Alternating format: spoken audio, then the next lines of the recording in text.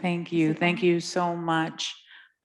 Before I introduce all of our panelists, I wanted to just share with you, first and foremost, again, our thanks. Skirball is deeply, deeply honored that you could join us. We feel that this film, in some respects, so closely mirrors the Jewish journey of transcending trauma and grief to commit actively to resilience and hope. And we really felt, our programmers felt that it was such a good home in LA for us, because we honor not only memory, but that journey that continues to this day. So joining us not only here in Los Angeles, but via Zoom across the country. So you're participating actually in a national event.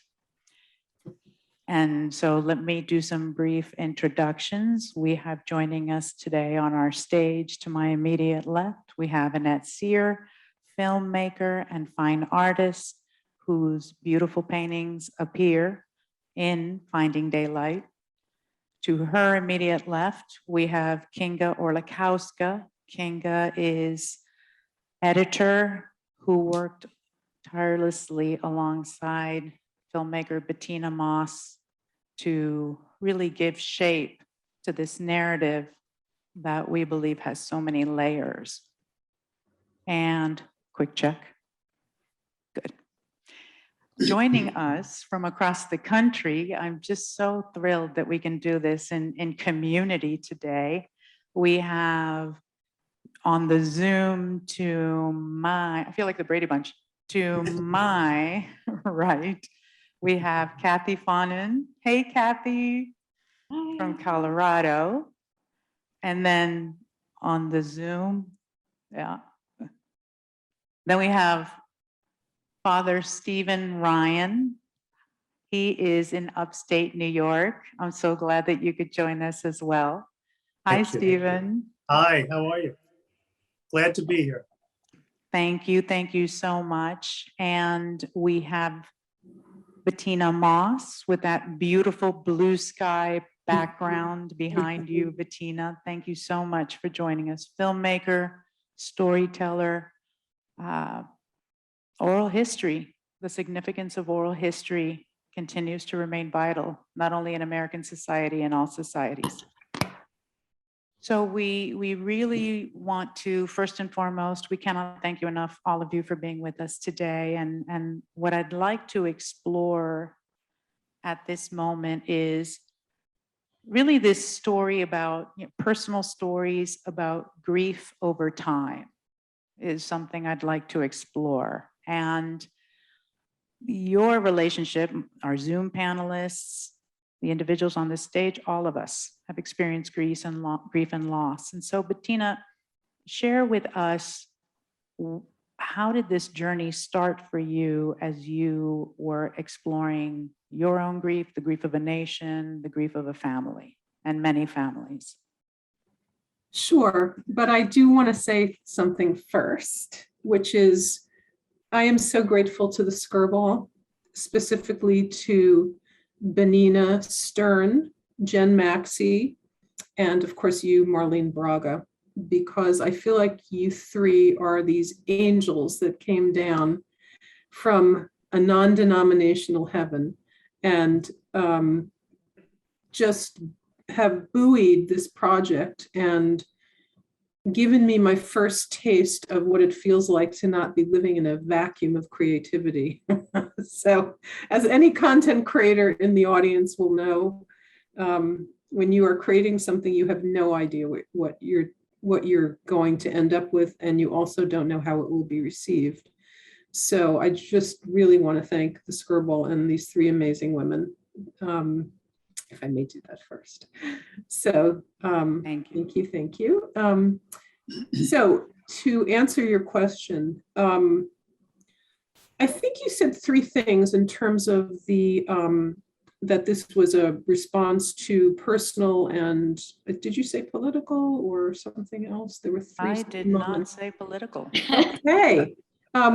So I'm open if you are. I am not. So, this film began not as a film, it began as an oral history project where I was recording interviews with various people over a period of about 18 years.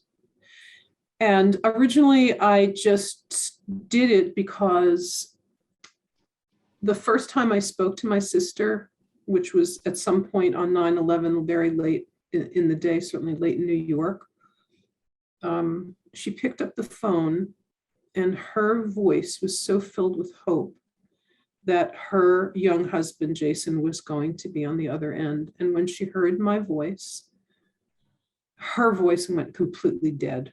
It was just like, boom. And it really hit me like a gut punch that, oh, there is nothing I can do for her. I can't remove her from this agony. And I just thought, everybody felt so helpless if you were someone who had lost someone that was near and dear to you, then you were in just total agony. And if you were watching those people who lost someone, you just were at a complete loss. You just didn't know what to do. And so over that year, as of course we learned that, Jason would not come back, would not even be found. What can I do for my sister? What do I have that is of value for her? And I thought, well, I know how to tell a story, so let me just be a witness. Let me just give people a way to speak about what they're going through. And so that was the very early germination of how this project came into being. It transitioned to actually a film about 4.5 years ago, almost 5 years ago, with the decision I made once my baseline material, my research material was accepted into the permanent collection of the National 9/11 September 11th Memorial and Museum in New York. I sort of felt like, okay, well, I've kind of fulfilled what I said I would do. But then somebody said to me, is that it? And they didn't say it in a mean way. That was just really, oh, is that it? And I thought, I don't know, is that it? And so hence the film, the idea for the film, that it was doable because I had the wonderful Faughnans who were on board with, moving to a film project, and my family. And I just said, hey, I'm really dumb and naive. I've never made a film. Let me go make a feature-length documentary. Why not? I'm sure if I knew now what if I knew now what I didn't know then, I wouldn't have done it. But I did, and I'm glad, and that's how it all came to be. Well, I'm very glad that you didn't know then what you know now. And I neglected to mention, I apologize, you are in New York City today. Yes. And this morning you were at the 9/11 Memorial in downtown Manhattan. Yes. And so your blue sky right now is Staten Island. Are you in Staten Island right now? Where are It's you right my now? stepmother's guest bedroom hall. Beautiful, very beautiful. So as we explore grief, and we know that grief also is in lockstep with transcendence, which of course will come to, I actually want to explore. I've had a question for Father Ryan. I don't believe I've asked you this, Stephen. Stephen, you were a young priest, as we know in the film, at Blessed Sacrament in Staten Island, correct? Yes, that's right. Mm-hmm. So you not only married Michelle and Jason, you also had to give comfort. You didn't have to give comfort, of course. You extended comfort to the individuals who you were privileged to be with throughout the aftermath of 9/11. For those who believe in a God, it takes a big God, right? In terms of faith. So what happened to your faith? And I'm curious also about Cathy Faughnan and her faith. Well,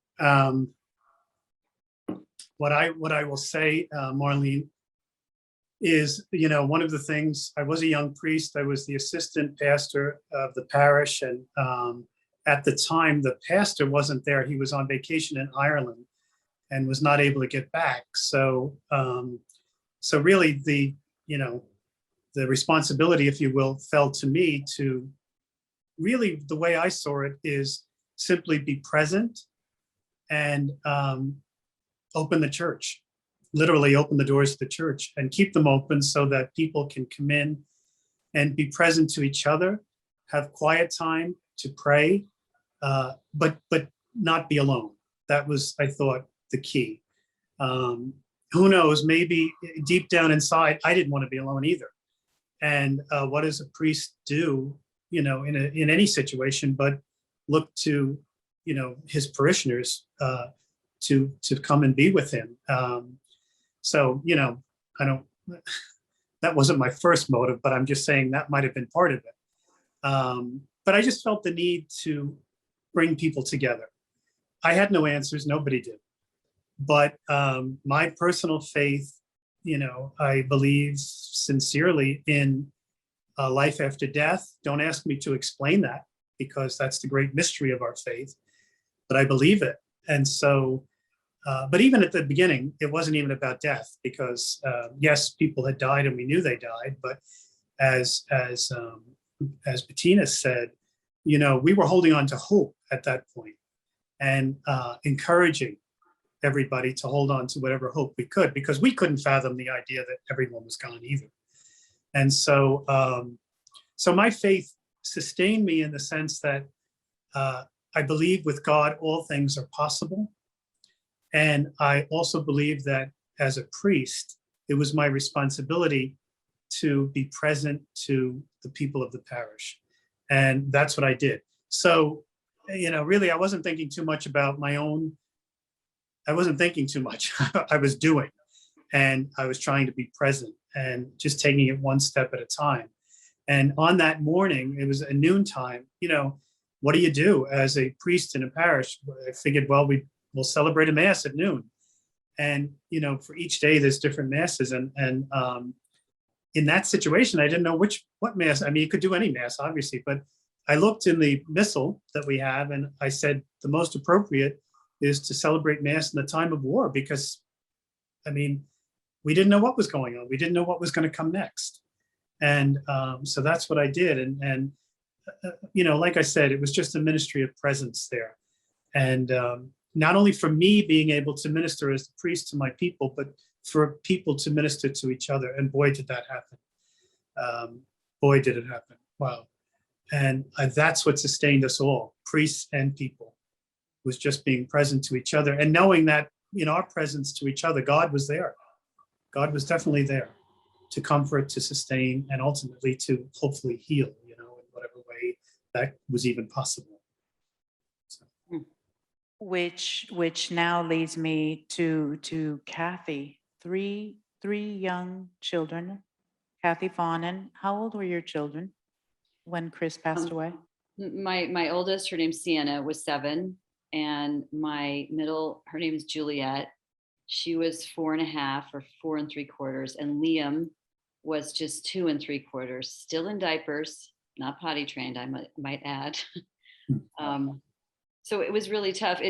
It's just so funny that this panel is bringing up this memory of mine that I grew up Catholic. My parents still practice. Chris was Catholic.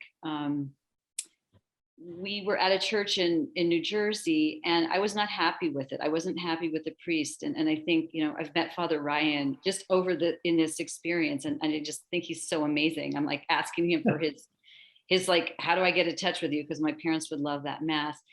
I wasn't happy. And it's so strange that 2 weeks before 9/11, I heard about this other church and people were talking about this amazing priest. I'm like, well, I'm going to go give it a try. So I went over there and I came home that day elated. I'm like, Chris, the music was gorgeous. The priest was warm. The community was warm. I love it. I want us to change to this parish. And he's like, okay. So I think the next week we went to this new parish. He loved it too. And wouldn't you know, on Tuesday, so we went on September 9th. On Tuesday, I needed this new priest in my life to help me through this horrific period. he did the memorial mass, and I had literally just met him, and Chris had just met him. So that to me is a miracle. It was like what I needed was given to me by the universe. Over time, I have to admit, I don't attend church regularly, but I do sometimes with my parents, who I'm so sorry about that. And, you know, I really think there's so much to be said, what Father Ryan said, people ministering to each other. The priest can make a huge, ooh, I don't know how to stop it. Sorry, it'll stop in a minute. It's a spam call. I love the realness of Zoom living, right? It's something we can all identify with, the cat during the meeting. But it was really powerful. And then I had him to help guide me. I believe in there is an afterlife. I believe that our loved ones are still close at hand. And I believe they send signals or help us in ways. So I say, yes, I believe in God and heaven and an afterlife. I think we have to carry on to think that we will get to reunite with our loved ones at some point in the future. So absolutely, that's my faith. And I think it's pretty universal that people would like that. I mean, it's so hard to lose somebody, but the idea that you get to see them at some point again, I think gives hope. So, yeah. There's that word again, hope. Mm-hmm. And now, so we know from watching the film that Juliet would ultimately reside in New York, that she felt the need to be there. And now tell us where Sienna is and where Juliet is. So Juliet has moved back to Denver, but Sienna is now being pulled to New York. And it was interesting. She spent her day she asked me, where are all the places that you and Dad loved and that had meaning to you? So she chose to celebrate this anniversary by getting on her bike and riding. She made some little stickers that said Chris Faughnan, riding to all the places I told her about, where we played and we lived and we, you know, partied, and all of the places that we loved. So she rode her bike to all of those. And I think that had great meaning. I think healing for her is sort of putting herself in Chris's shoes in a way. And my youngest, Liam, he is on his way to New York, not at this very moment, but he would like to try to live there. And I really do think the pull is, that's where Dad was. That's where we were born. I want to heal further by being a part of that world where this happened. So yeah, it's an interesting pull that New York has on many people. It is extraordinary. And I want to assure you all, there's no particular structure per se to this conversation. I do want to ask you, Kinga, you know that Kinga, when she and I spoke for the first time, you said something that was so powerful to me. You said, time does not heal the wound.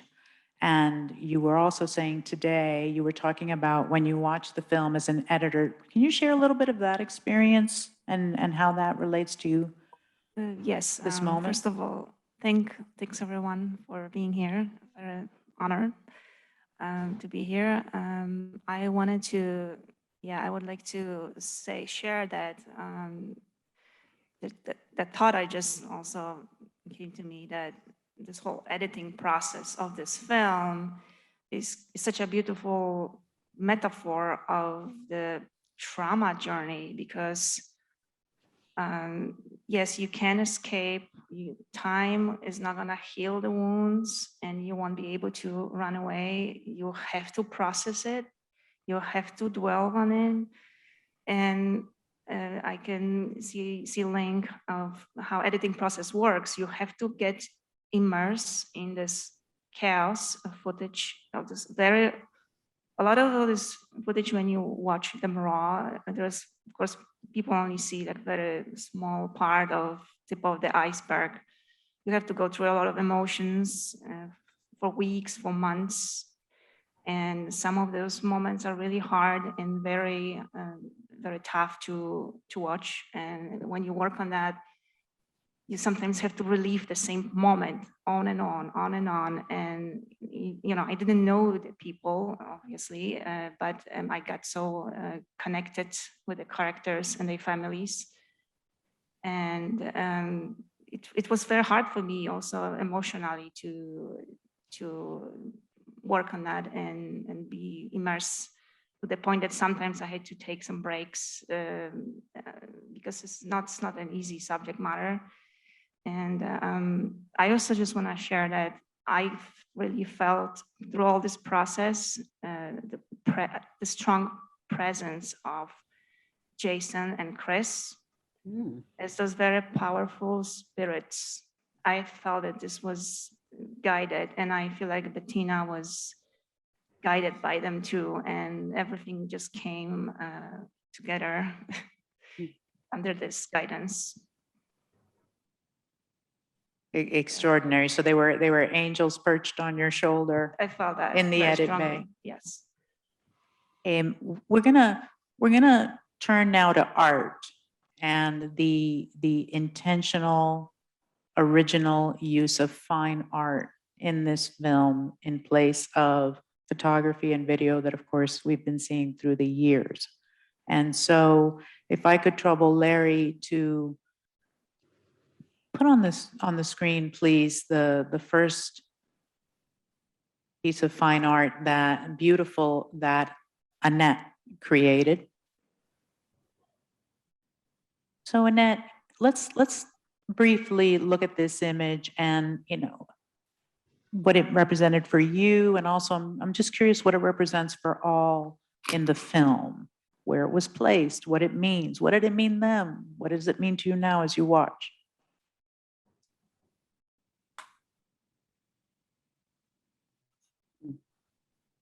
Okay, I'm on, right? You're on. Yeah.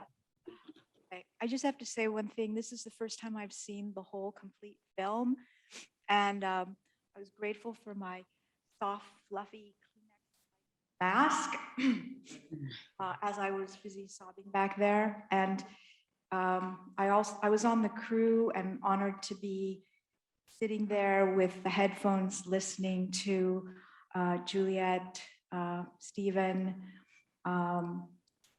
and Michelle when they were talking and hearing word by word. And it's so incredibly moving for me to see it all put together. And the one thing I want to say about the art and also the music, I had heard the words before, but by having the art and the music, it kind of gave me time to absorb what they were saying in a much more emotional, deeper way.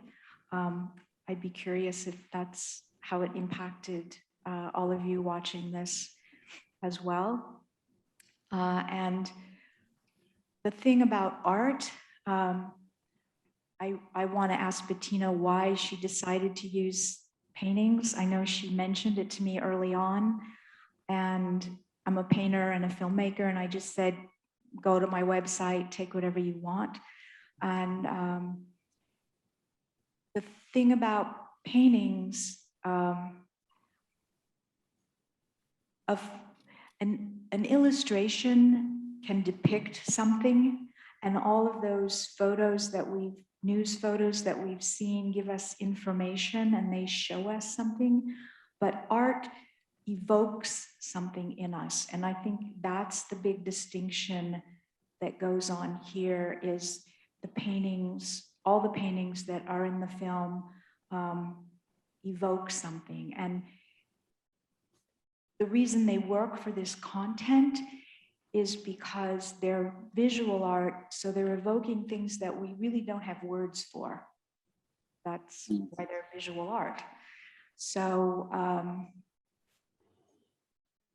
about these specific paintings, this is Liberty Besieged. I was in New York on 9/11, and this painting was done later, but it is part of my Women in Predicaments series, which really goes through all those stages of life of adulthood. You know, when I was little, I thought you're a kid, you're a teenager, and then boom, you're an adult, and then you die, right? Well, since then, I've learned there are all these other phases all throughout. So what I was doing was tracking all these phases within my life as a woman, as a creative person.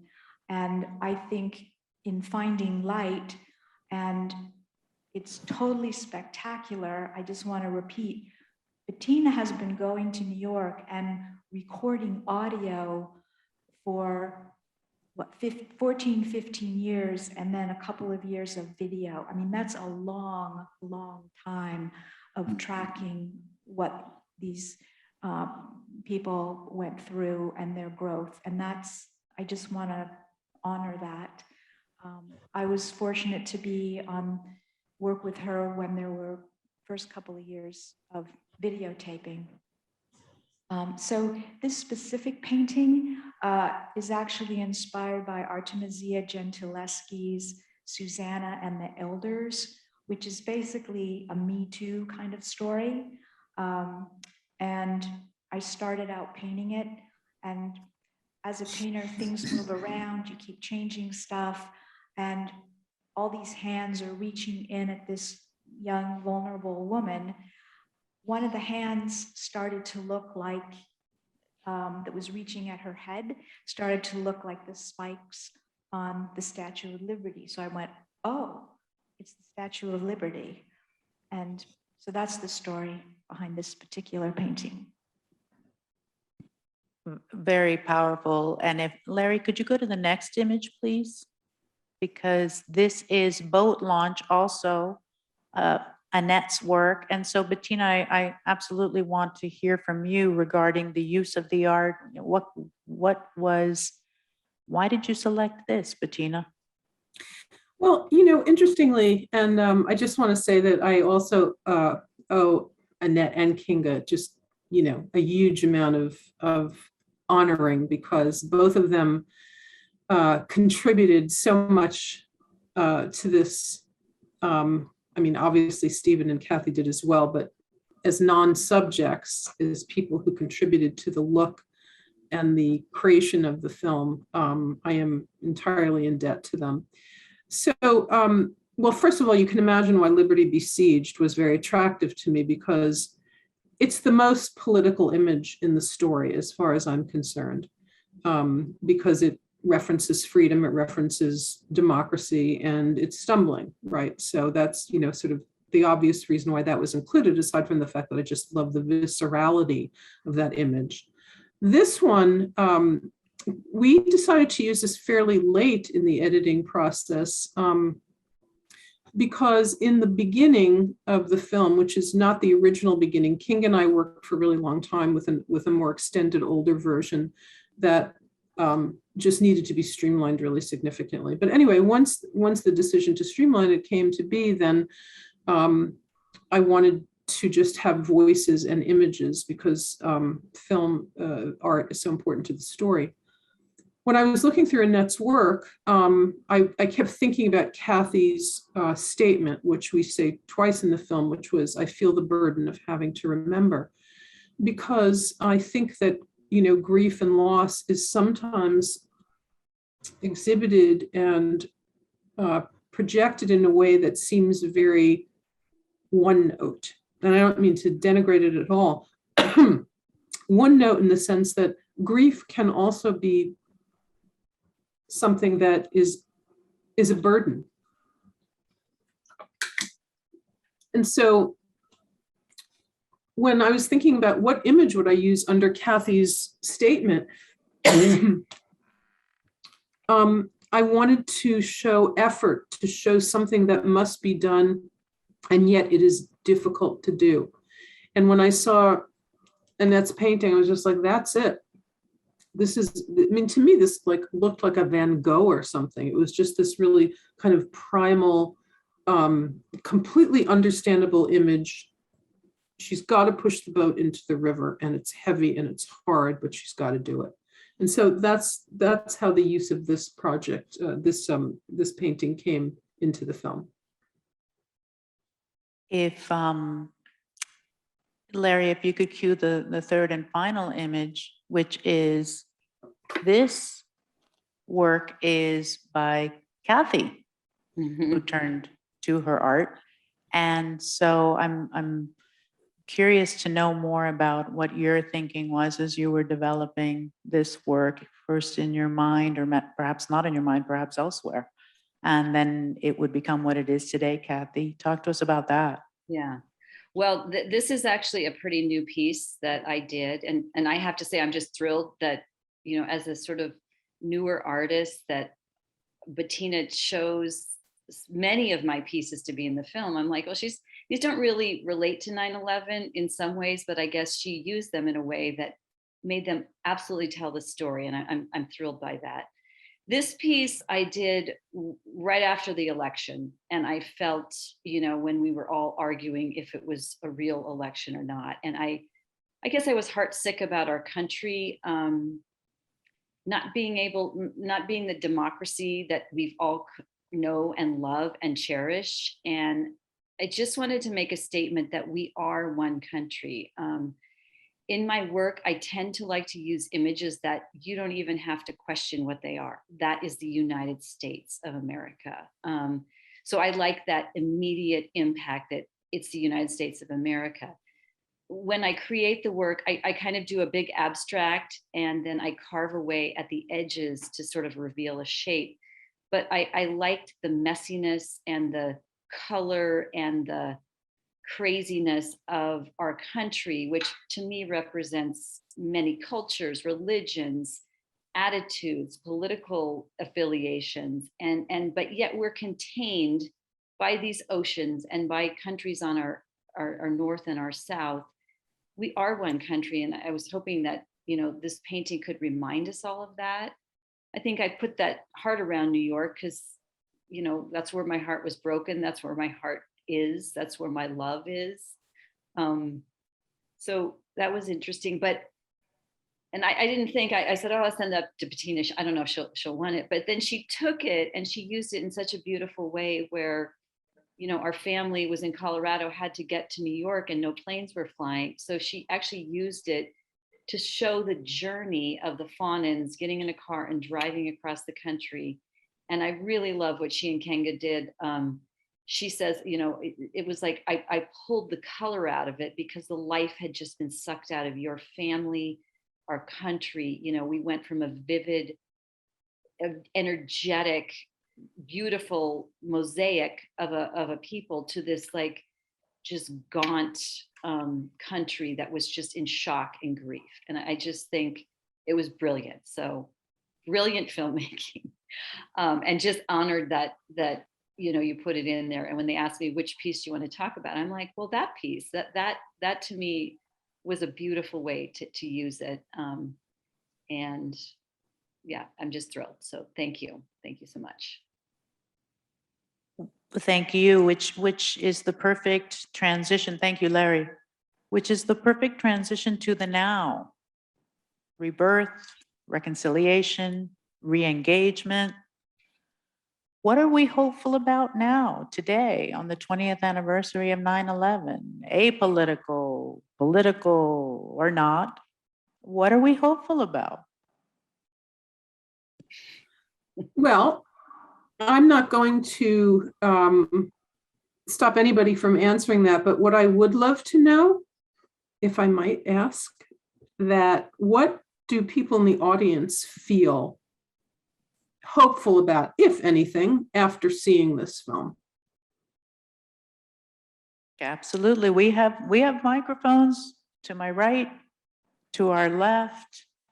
And this is what I meant at the beginning of our afternoon together when I said this would be ideally, and it has been, of course, a participatory, interactive experience. So if anyone would like to approach a microphone and talk about hope to Bettina and all of us.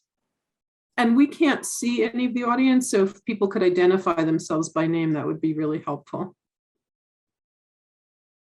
Hi, this is Cesar Guzman. I know Bettina from walking in Elysian Park Bye, with our dog. Cesar. Yes, and so yeah, this was an incredible documentary. And yes, I guess we do need a box of Kleenex at the entrance, I think. So, here's something that happened to us, our family recently. Last week, our Chihuahua, Rosie, was taken by a coyote. Now, yes, it's incomparable, right? A little Chihuahua with a human being. But we experienced grief for this little dog for a whole week. We too, I should say, I could not stop crying for this little dog. So I'm thinking, as I'm watching your documentary, man, oh my God, what I would, you know, it would be so difficult for me to experience this, and see, people come through this and survive and still, experience love and kindness and not hatred, you know. Um, I had a question about God comes into this film quite a bit, the idea of God. And so,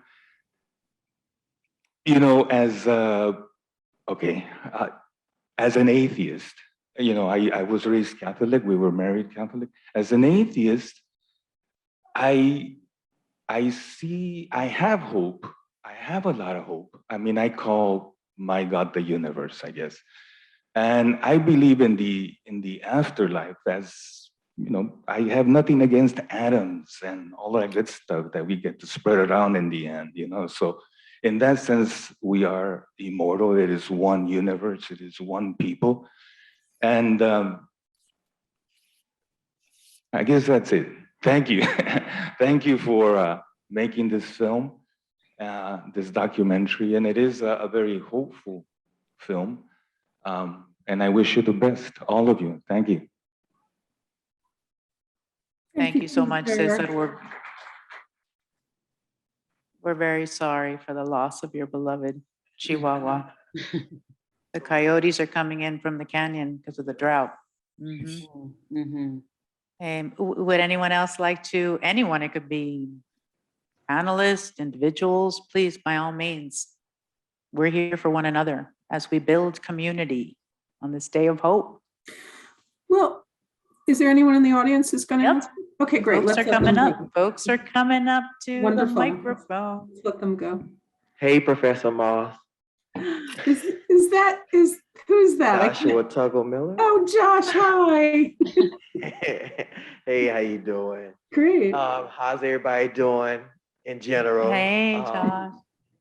Congratulations, everybody, on the project. I think it was definitely heartfelt. And I think one of the things you think about, I guess, part of a theme of the project is you really think about connections. And I think you think about your connections with other people. You think about your life as a whole, because you're like, I think sometimes we don't think about, especially when you're younger, you don't really think, you think just, you're so carefree and you think everything's just going to be the same forever. And I think that it really brings home about just really connecting the little things. And I think that for me personally, as I was watching, I know it's not the exact same, but I know, like Professor Moss know, when I kind of left school or left thesis at that time in my life, when my stepdad who raised me died, then my grandma died, and then my dad died all within a year and a half. And then I just kind of like dropped out of school because I couldn't mentally focus. And I think that was a lot of what I thought about as I was watching it, because you think about the connections and you think about how like Cathy was going through with her kids and the confusion and understanding and all that other stuff. And I mean, obviously, I was in my late 20s when when my stepdad passed and stuff like that. But then you start to realize, you start to think like, oh, there's so many things that you feel like, I haven't been married yet. I don't have a wife yet. I don't have a kid yet. And it's like, I don't even get to share these things with my father. Like there's so many things that you're like, dang. Or even when I see like my nieces and nephews, And it kind of like stings. Like, I think I never told my girlfriend this, but just like, I think my little niece McKinley was born maybe about, I want to say about, she's about 6 weeks old now. And I remember afterwards, like when she was born, I was happy. But then I think for like an hour, I cried. And I cried more because I thought about my pops, and I was like, like it stung, because it's like, dang, he's not even around to see any of this.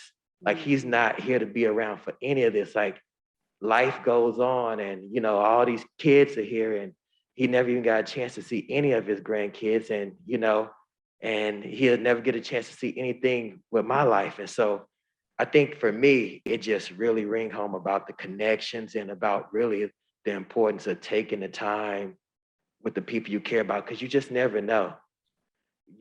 Everybody's here today and we take it for granted, but they could be gone tomorrow.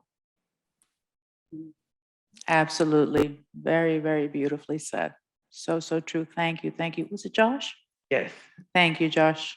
And yes, Bettina Moss is also not only a filmmaker, not only a writer, but also a professor. So a woman of many diverse talents. And so we have another individual who has joined us. And so, hi, thank you. Who are you? I'm Genevieve, and I'm here I wanted to tell Bettina, I'm here as a guest of your cousin David Moss Hi. in the audience there. But I did want to speak to the hope, and particularly to Cathy and her family, because my children are about the same age, and I remember very vividly 9/11 when I was trying to explain it to my son, who was 7 at the time. And to see what you went through, I have to say, I couldn't stop crying in that portion of the film. Incredibly touching, well-made film. And to watch your children grow and to have that hope that they found, even in the tragedy, and to see how resilient children can be when they're given support like that.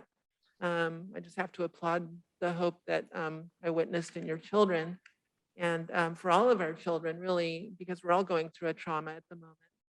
And I do have this feeling for young children right now, especially young families who are going through this time of trauma with COVID. And we all have to have hope for them. And to witness something like that in the film made me feel that way. So thank you. And also wanted to mention, I really loved the artwork in the film, and I thought that was genius. And it stood out to me as a different way of portraying something that I really very much appreciated. So thank you. Can't wait to meet you. I hope so. Thank you. Everyone. Thank you so much, Genevieve. We do have to wrap up at this point. Is there anything that anyone would like to share? Anyone in the room? Anyone coming to us from Bits and Bytes? Anyone on the stage?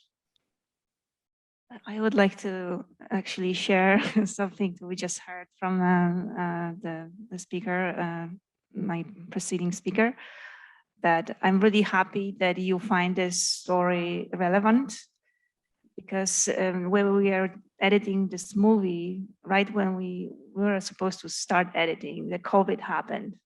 And I remember I was talking with Bettina and said, what are we doing? First of all, we didn't know if we're gonna even survive. This was just such a crazy time. And is there any point of anything? And then I asked her, what do you think? Should we do this movie about 9/11? Who cares about 9/11? We have this COVID happening. And she pushed through, she said, don't worry. We don't need to talk about COVID. Let's push this story. And I think it came out right. That means a lot. Thank you, Kinga. If I could just say something at this point, how wonderful it is to hear, especially what the members of the audience had to say. And what I get from that, the general vibe, if you will, is that this film has done what Bettina and Kinga and all who worked on it, it has achieved what you set out to do. And I go to the title again. Finding Daylight. Maybe obviously this film speaks about particular families and the people who were connected to those families in different ways from a particular time, September 11th, 2001. But, just from what the generosity of the people who spoke from the audience, what they brought out is that finding daylight can happen in everybody's experience. And I think that that's the key, from tragedy, whatever it might be. Your loss is a personal loss, and that loss might, in the view of the world, seem to be very small or minimal, but in your world, it's huge, whatever it might be. And we all have to, when we face those tragedies, those losses, we have to find the daylight, because we can't live in the darkness of the moment, of the tragic moment, forever. Because if we do that, then we are really dying as well. And so that's what I think is just, it's so wonderful to hear, particularly the people in the audience and what they had to say, because they are saying in their own experiences, and that they so graciously shared with us, they're finding it too. They're making the connection. And I think that's, Bettina especially, I think that's what this is all about. And, we need more daylight, if I may. We do. Yeah. Well, thank you. Thank you very much for that, Stephen. And we began with my quoting what you said, we're here, we're supposed to live. And that has truly resonated for me. I thank you all for your generosity and kindness. We are so grateful to you all for joining us today. Hope remains eternal in the human experience. And thank you all very, very, very much for joining us. And please come back again and again and again and again and again. Thank you.